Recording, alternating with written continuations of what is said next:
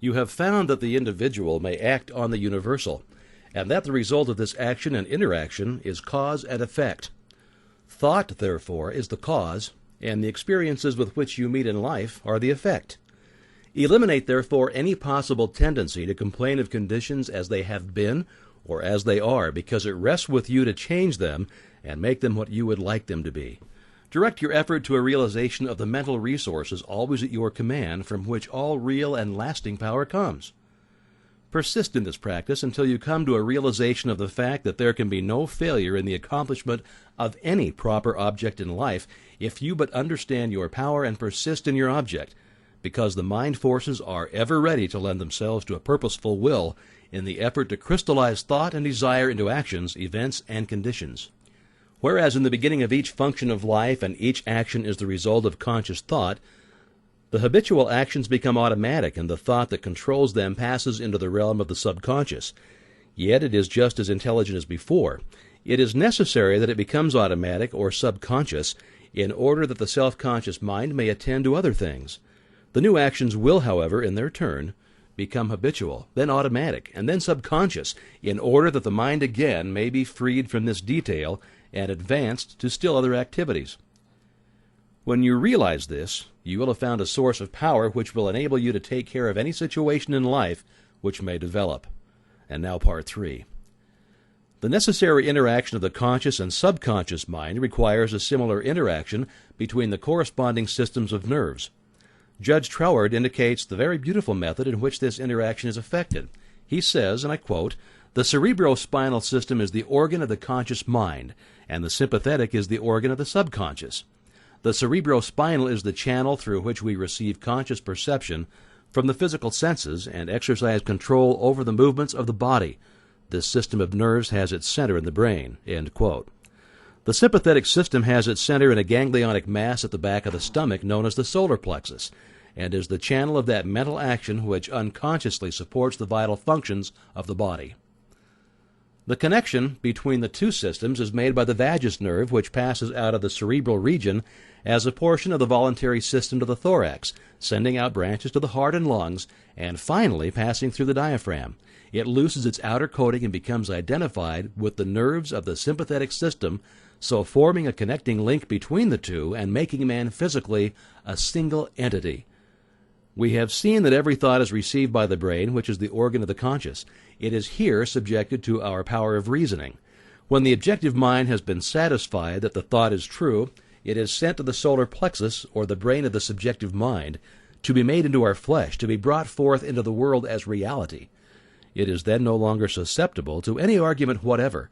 The subconscious mind cannot argue, it only acts. It accepts the conclusions of the objective mind as final. The solar plexus has been likened to the sum of the body because it is a central point of distribution for the energy which the body is constantly generating. This energy is very real energy, and this sun is a very real sun, and the energy is being distributed by very real nerves to all parts of the body and is thrown off in an atmosphere which envelops the body. If this radiation is sufficiently strong, the person is called magnetic. He is said to be filled with personal magnetism. Now, such a person may wield an immense power for good. His presence alone will often bring comfort to the troubled minds with which he comes in contact. When the solar plexus is in active operation and is radiating life, energy, and vitality to every part of the body and to every one whom he meets, the sensations are pleasant. The body is filled with health, and all with whom he comes in contact experience a pleasant sensation. If there is any interruption of this radiation, the sensations are unpleasant. The flow of life and energy to some part of the body is stopped, and this is the cause of every ill to the human race, physical, mental, or environmental. Physical, because the sun of the body is no longer generating sufficient energy to vitalize some part of the body. Mental, because the conscious mind is dependent upon the subconscious mind for the vitality necessary to support its thought. And environmental, because the connection between the subconscious mind and the universal mind is being interrupted. The solar plexus is the point at which the part meets with the whole, where the finite becomes infinite, where the uncreate becomes create, the universal becomes individualized, the invisible becomes visible. It is the point at which life appears, and there is no limit to the amount of life an individual may generate from this solar center. This center of energy is omnipotent because it is the point of contact with all life and all intelligence. It can, therefore, accomplish whatever it is directed to accomplish, and herein lies the power of the conscious mind. The subconscious can and will carry out such plans and ideas as may be suggested to it by the conscious mind. Conscious thought, then, is the master of this sun center from which the life and energy of the entire body flows, and the quality of the thought which we entertain determines the quality of the thought which this sun will radiate, and the character of the thought which our conscious mind entertains will determine the character of the thought which this sun will radiate, and the nature of the thought which our conscious mind entertains will determine the nature of thought which the sun will radiate, and consequently will determine the nature of the experience which will result. It is evident, therefore, that all we have to do is let our light shine. The more energy we can radiate, the more rapidly shall we be enabled to transmute undesirable conditions into sources of pleasure and profit. The important question, then, is how to let this light shine and how to generate this energy. Non-resistant thought expands the solar plexus. Resistant thought contracts it. Pleasant thought expands it. Unpleasant thought contracts it. Thoughts of courage, power, confidence, and hope all produce a corresponding state. But the one arch enemy of the solar plexus which must be absolutely destroyed before there is any possibility of letting any light shine is fear. This enemy must be completely destroyed. He must be eliminated. He must be expelled forever. He is the cloud which hides the sun, which causes a perpetual gloom. It is this personal devil which makes men fear the past, the present, and the future, fear themselves, their friends, and their enemies, fear everything and everybody.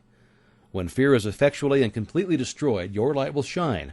The clouds will disperse, and you'll have found the source of power, energy, and life.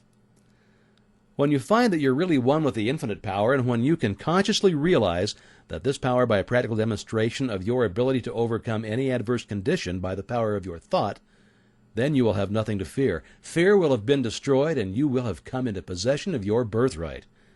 It is our attitude of mind toward life which determines the experiences with which we are to meet. If we expect nothing, we shall have nothing. If we demand much, we shall receive the greater portion. The world is harsh only as we fail to assert ourselves. The criticism of the world is bitter only to those who cannot compel room for their ideas. It is fear of this criticism that causes many ideas to fail to see the light of day.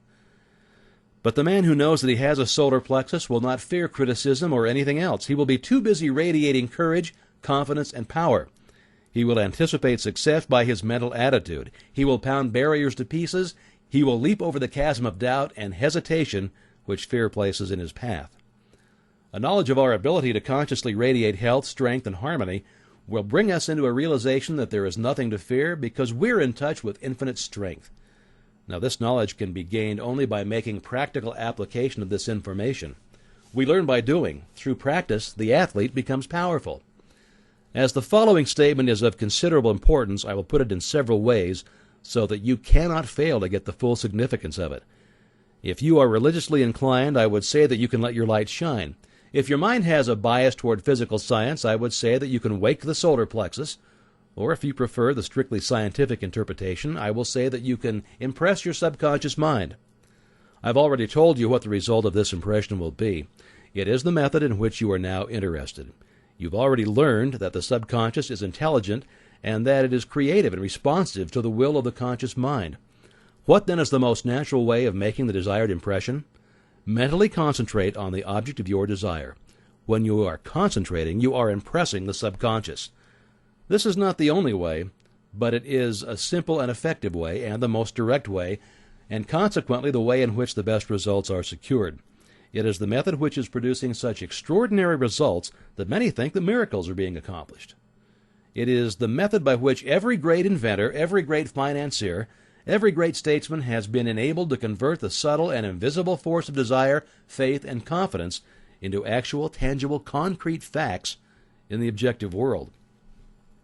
The subconscious mind is a part of the universal mind. The universal is the creative principle of the universe. A part must be the same in kind and quality as the whole. This means that this creative power is absolutely unlimited. It is not bound by precedent of any kind, and consequently has no prior existing pattern by which to apply its constructive principle. We have found that the subconscious mind is responsive to our conscious will. which means that the unlimited creative power of the universal mind is within control of the conscious mind of the individual. When making a practical application of this principle, in accordance with the exercises given in the subsequent lessons, it is well to remember that it is not necessary to outline the method by which the subconscious will produce the results you desire. The finite cannot inform the infinite. You are simply to say what you desire, not how you are to obtain it. You are the channel by which the undifferentiated is being differentiated, and this differentiation is being accomplished by appropriation.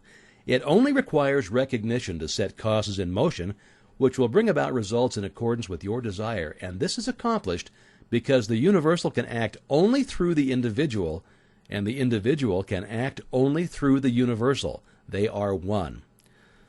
For your exercise this week, I will ask you to go to one step further. I want you to not only be perfectly still and inhibit all thought as far as possible, but relax. Let go.